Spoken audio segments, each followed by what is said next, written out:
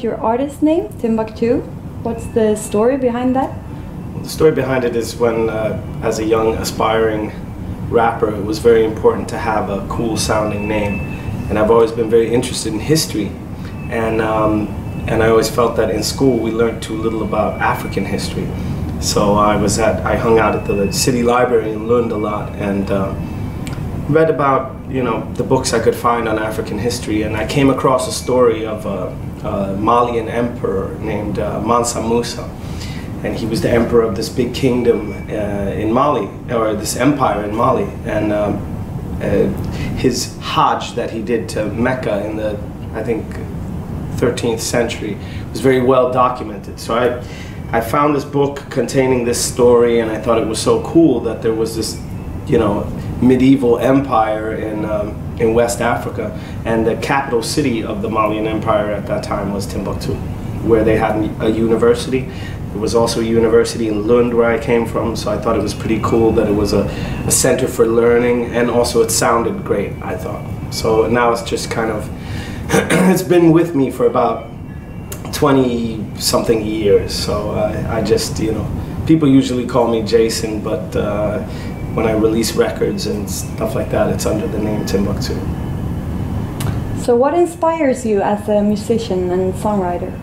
I'd say what inspires me as a musician and as just somebody writing and thinking is basically life, which is my experiences, what has happened to me, and what me and my friends talk about, stories they tell me, things I read in magazines and newspapers and books, paintings, photos, films, news, current events, politics, you know, history, things I'm scared of, worried about, you know.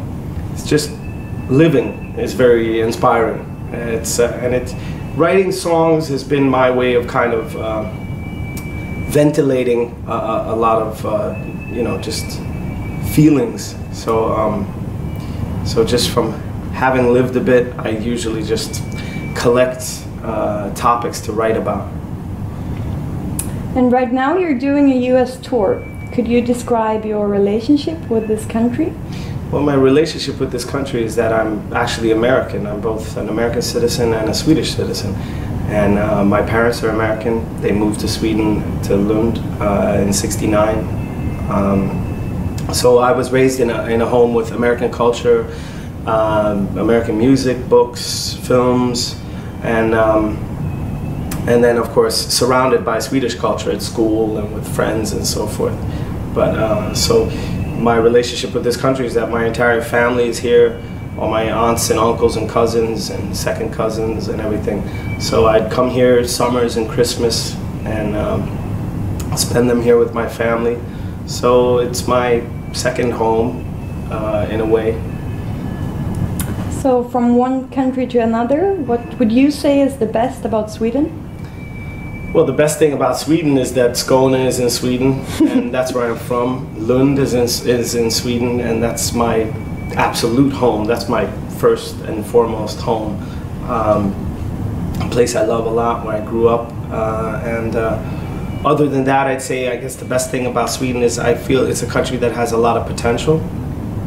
And Sweden has showed its potential before, and now the Swedish society is transforming, European society is transforming, the world as a whole is transforming. And what I like about Sweden is that it's a small, well, we're a small population, so it feels, Sweden feels very accessible to me, you know.